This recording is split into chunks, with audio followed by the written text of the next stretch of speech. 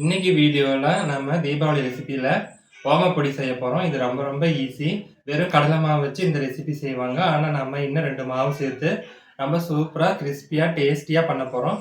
இன்ஸ்டண்ட்டாக செய்கிற இந்த ஓமப்பொடி எப்படி செய்யலாங்கிறத பார்க்கலாம். அதுக்கு முன்னால் நம்ம சேனலை இது வரைக்கும் சப்ஸ்கிரைப் பண்ணாதவங்க சப்ஸ்கிரைப் பண்ணிக்கோங்க. கூடவே வர பெல் சிம்பிளையும் கிளிக் பண்ணி ஆளுங்கிற ஆப்ஷனை ப்ரெஸ் பண்ணிக்கோங்க.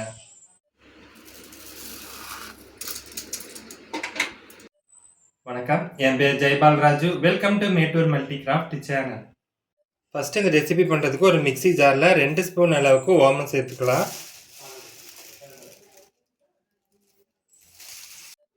கூடவே 1 ஸ்பூன் அளவுக்கு கல் உப்பு சேர்த்துக்கலாம். சேர்த்துட்டு இது நல்லா ஃபைன் பவுடராக அரைச்சிட்டு வந்துடலாம். இந்த மாதிரி செய்யும்போது நமக்கு ஓமத்தை ஊற வைக்காமல் அப்படியே செய்யலாம். இல்லை உங்கள்கிட்ட ஓம வாட்டர் இருந்தால் டைரெக்டாக அது கூட சேர்த்துக்கலாம். இப்போ இதை நல்லா மூடி ஃபைன் பவுடரை அரைச்சி எடுத்துகிட்டு வந்துடலாம். அடுத்ததாக ஓமத்தை அரைச்ச அதே மிக்சி ஜாரிலேயே 1 கப் அளவுக்கு பொட்டுக்கடலை போட்டுக்கலாம். இந்த பொட்டுக்கடலை நல்லா கிறிஸ்பியாக இருக்கிற மாதிரி பார்த்துக்குங்க.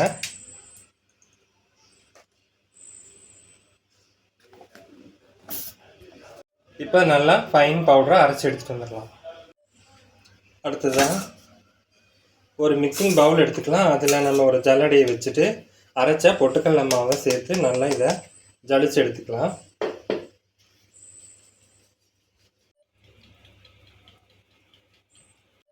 அடுத்த இதில் நம்ம 2 கப் அளவுக்கு கடலை மாவு சேர்த்து நல்லா சளிச்சுக்கலாம். 2வது கப் கடலை மாவு சேர்த்துட்டோம். இதையும் ஜலிச்சு எடுத்துக்கலாம். கூடவே 1 கப் அளவுக்கு அரிசி மாவு சேர்த்துக்கலாம். நம்ம ஏற்கனவே பவுடர் பண்ண ஓமம், உப்பு அதையும் சேர்த்து இது கூடயே ஜலிச்சு எடுத்துக்கலாம். நம்ம ஓமம் அரைக்கும் போது உப்பு சேர்த்துருக்கோம், அதனால நம்ம பார்த்துட்டு சேர்த்துக்கலாம். இதுக்கு 1 ஸ்பூன் அளவுக்கு தனி மிளகாய்த்தூள், 1/2 ஸ்பூன் அளவுக்கு பெருங்காயத்தூள் சேர்த்துருக்கலாம். இப்போ நம்ம சேர்த்த சாமான்கள் எல்லாத்தையும் ஒரு வாட்டி நல்லா இதில் கலந்து விட்டுடலாம். இப்போ ஒரு 3 ஸ்பூன் அளவுக்கு எண்ணெயை இந்த மாதிரி சூடு பண்ணி இதில் சேர்த்துக்கலாம். இதுக்கு பதிலாக நீங்கள் பட்டர் இருந்தால் பட்டர் கூட சேர்த்துக்கலாம். இப்போ சூடான எண்ணெய் சேர்த்ததுனால இது நம்ம ஒரு கரண்டி வச்சு இது நல்லா கலந்து கொடுத்துடலாம்.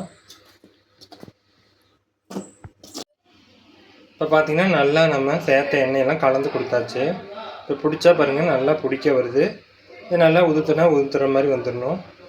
இப்போ நம்ம கொஞ்சம் கொஞ்சமாக இதில் தண்ணி சேர்த்து நம்ம சப்பாத்தி மாவோட கொஞ்சம் இலகலாக பிசைஞ்சிக்கலாம். அப்போ தான் நமக்கு நொறுக்கு புளியறதுக்கு வரும், நல்லாயிருக்கும்.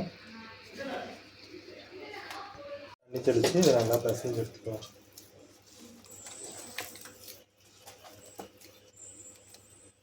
பார்த்திங்கன்னா நான் மஞ்சத்தூள் போடுறதுக்கு மறந்துட்டேன். இப்போ நான் பார்த்திங்கன்னா எடுத்துருக்கேன்.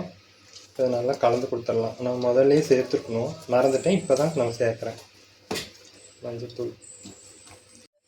மாவை நல்லா இந்த மாதிரி பக்குவத்துக்கு நல்லா பிசைஞ்சு எடுத்துக்கோங்க. ஒரு 3 நிமிஷம் இதை நல்லா கை விடாமல் பிசையணும். இது நம்ம கடலை மாவு சேர்த்ததுனால கையில் ஒட்டி தான் பிடிக்கும். அதனால் அப்பப்போ கொஞ்சம் கைக்கு எண்ணெய் தடவிட்டு இது நல்லா பிசைஞ்சு எடுத்துக்கோங்க. இப்போ நம்ம மாவை ஃபில் பண்ணிக்கலாம். நம்ம பாருங்கள், இடியாப்பம் புளிகிற அந்த சின்ன சின்ன ஹோல்ஸ் உள்ளது தான் எடுத்திருக்கேன்.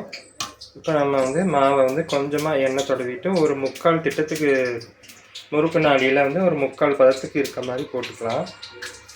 அப்போ தான் நமக்கு ஈஸியாக புளியறதுக்கு வரும். இந்த மாதிரி ஃபில் பண்ணிக்கலாம். இப்போ நம்ம கொஞ்சமாக அழுத்தி பார்க்கும்போது பார்த்திங்கன்னா இதில் நல்லா மாவு வெளியே வருது பாருங்கள். இப்போ நம்ம கொஞ்சம் கூட சிரமமே படலை. இந்த மாதிரி இருக்கும்போது லைட்டாக ப்ரெஸ் பண்ணும்போது மாவு வெளியே வரணும். இந்த அளவுக்கு நம்ம தண்ணி கச்சிதமாக பிசைஞ்சிக்கணும். தண்ணி ஊற்றி பிசைஞ்சிக்கணும். அப்புறம் ரொம்ப தண்ணி ஊற்றி பிசைஞ்சிட்டாலும் எண்ணெய் அதிகமாக குடிக்கும். இப்போ நம்ம இது புளிய ஆரம்பிச்சிடலாம். எண்ணெய் நல்லா சூடாக இருக்குது. எண்ணெய் நல்லா ஹை ஃப்ளேம்லேயே தான் இருக்கணும். நம்ம இதை நல்லா புளிய ஆரம்பிச்சிடலாம்.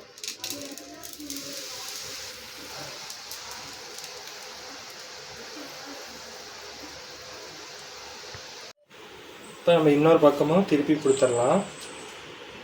எண்ணெயோட சலசலப்பெல்லாம் அடங்குனது நம்ம வெளியே எடுத்துக்கலாம். இப்போ எண்ணெயோட ஓசையெல்லாம் அடங்கிடுச்சு. நம்ம இதை வெளியே எடுத்துக்கலாம். நல்லா எண்ணெயை வடிச்சிட்டு சேர்த்துக்கலாம்.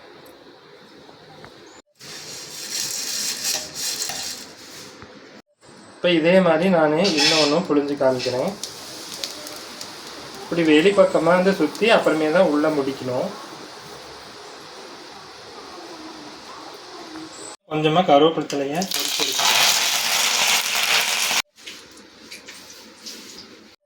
அவ்வளோதாங்க. சூப்பரான நம்மளுடைய ஓமப்பொடி ரெடி ஆயிடுச்சு. மாவு பசஞ்சிலேருந்து ஒரு 15 நிமிஷத்தில் எல்லாமே போட்டு எடுத்துட்டேன். நமக்கு தட்டு நிறையா இந்த மிக்சர் ரெடி ஆயிடுச்சு. கண்டிப்பாக இந்த தீபாவளிக்கு இதை ட்ரை பண்ணி பாருங்கள். ட்ரை பண்ணி பார்த்துட்டு உங்கள் ஃபீட்பேக்ஸை கமெண்ட் பாக்ஸில் சொல்லுங்கள். மீண்டும் அடுத்த வீடியோவில் சந்திக்கலாம். அது வரைக்கும் ரசித்து சமைங்க, ருசித்து சாப்பிடுங்க.